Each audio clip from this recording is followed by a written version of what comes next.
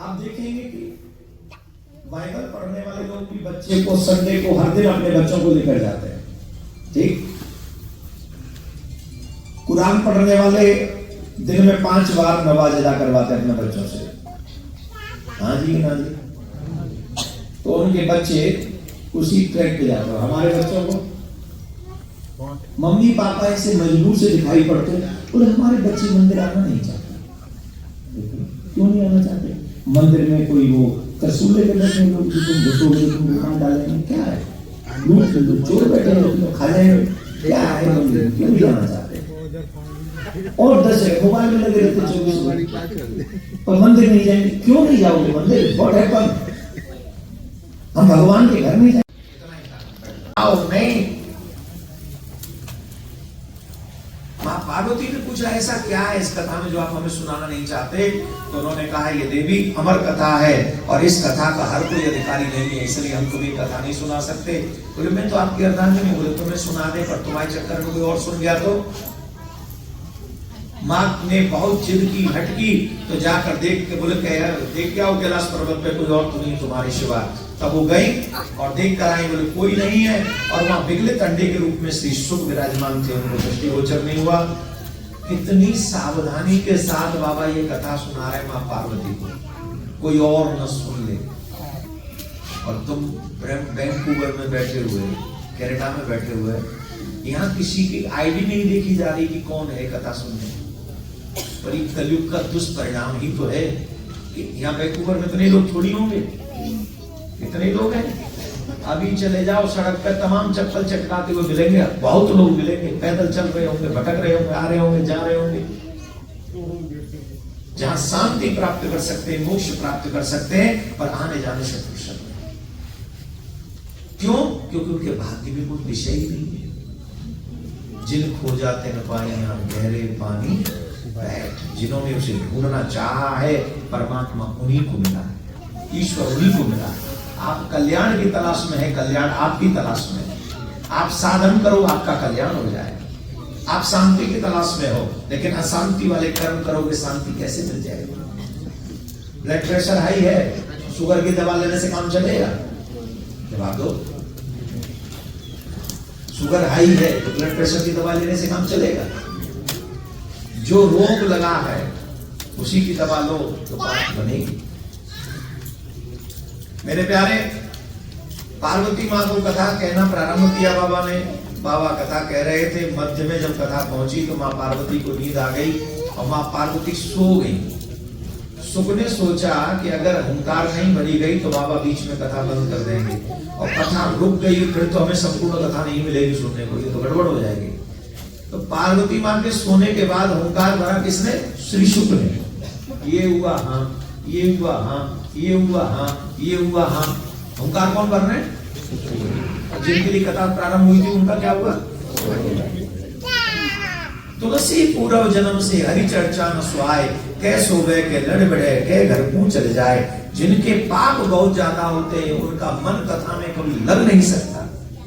3 विघ्न आते हैं, कै सोवे, उसको नींद आ जाएगी। ये कुर्सियों पे बैठे हुए लोग सावधान रहना चाहिए, मजाक नहीं कर रहे। जो कुर्सियों पे बैठते हैं उनको थोड़ी टेक वेक मिल जाती है और फिर वो लुढ़कते हैं।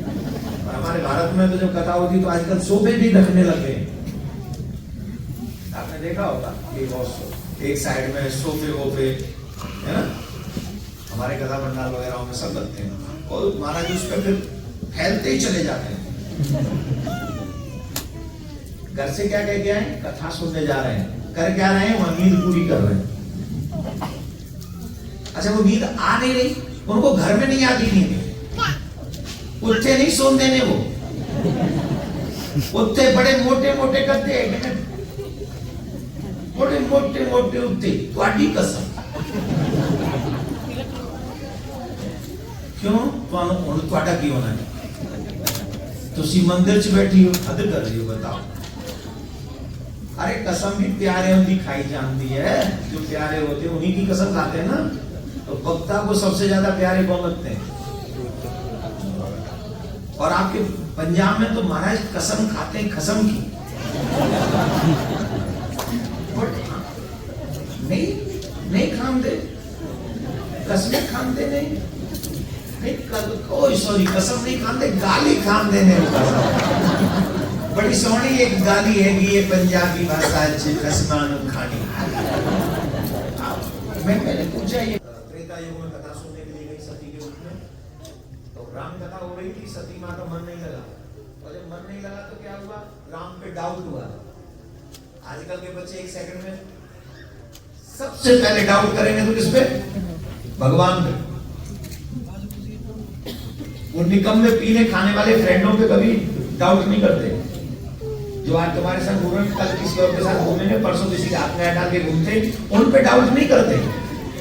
किस पे डाउट कर रहे हैं, भगवान पे, जिनके कारण मेरी आंखों में ज्योति है, कानों में शक्ति है, वाणी में शक्ति है, हृदय धड़क रहा है, जिसके कारण धड़क रहा है, मैं उसी पे डाउट करता हूँ। और फिर कहते हैं तुम फंस गया। डाउट करना है तो संसार के लोगों पे करो, बिलीव करना है तो सिर्फ ठाकुर जी पर करो, क्योंकि वही तो है जो बिना शर्त तुम्हारे प्यार के बदले तुमको प्यार देता है, उसे कुछ नहीं चाहिए तुमसे।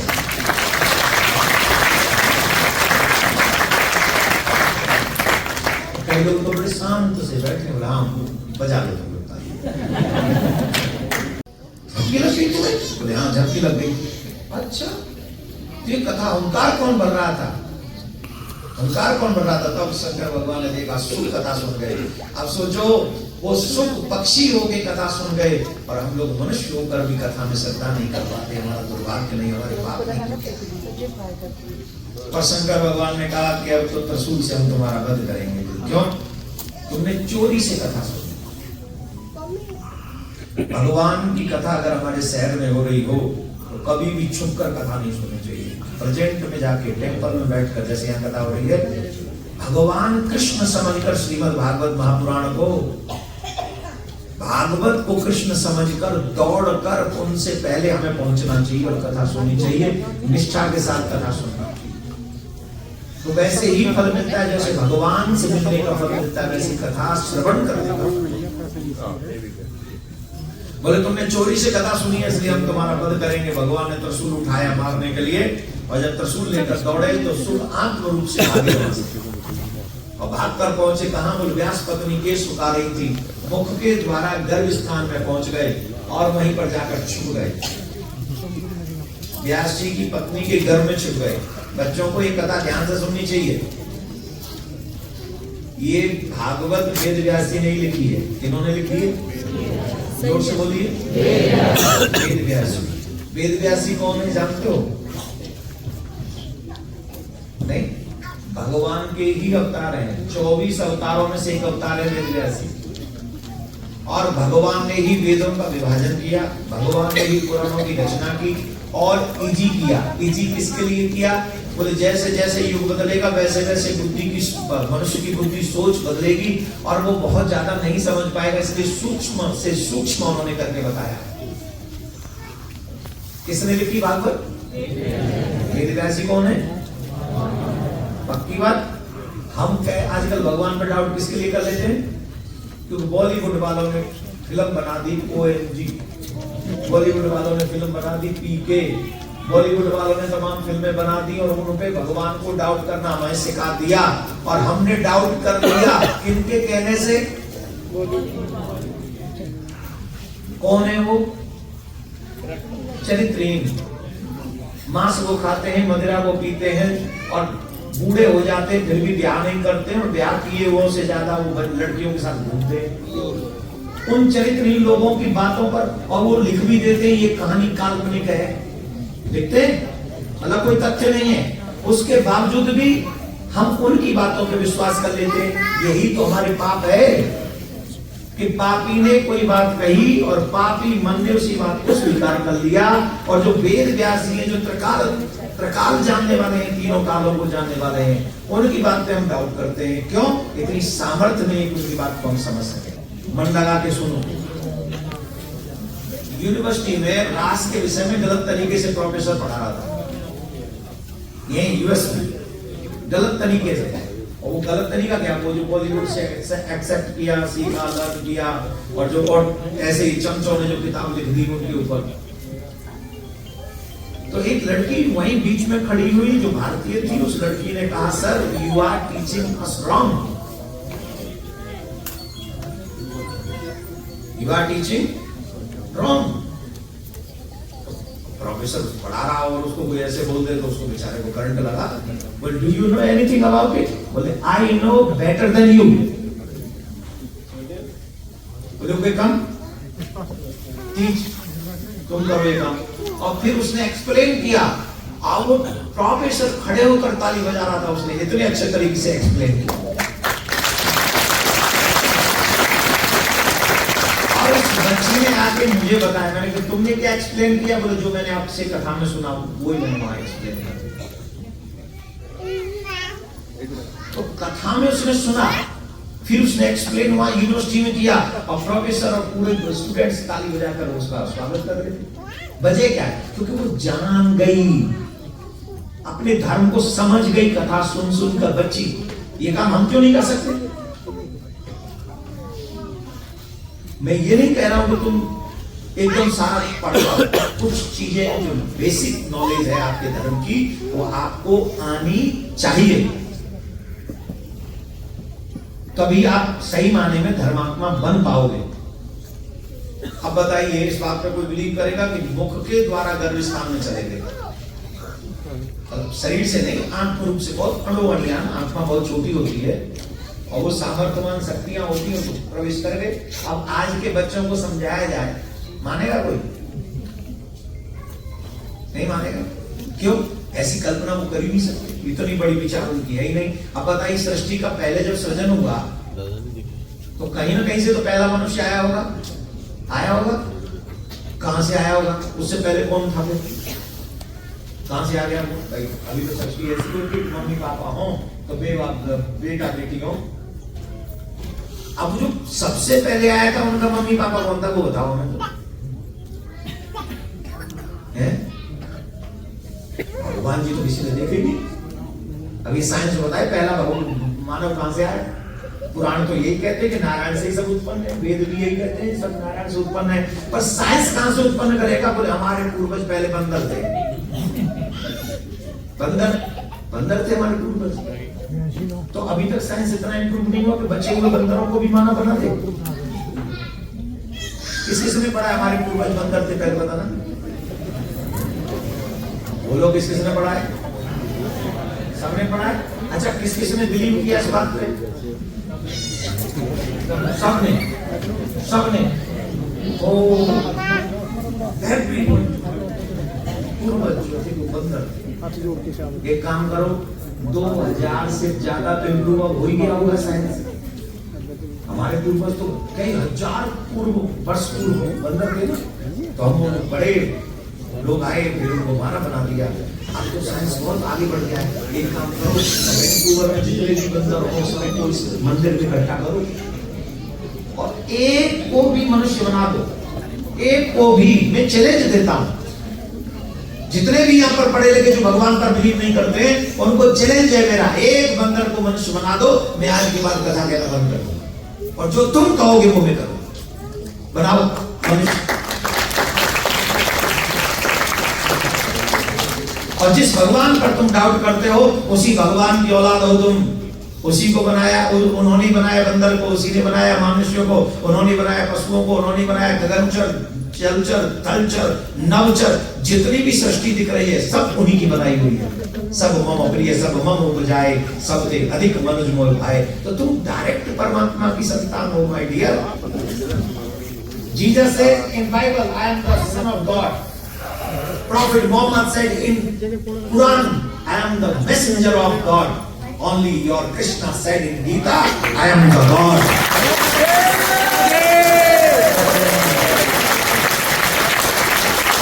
Only Krishna said in Gita, I am the God. We are lucky, we are direct. We have relation with Krishna, direct relation with Krishna. He said, I am God, who I am, who are you? We are the children of my Lord.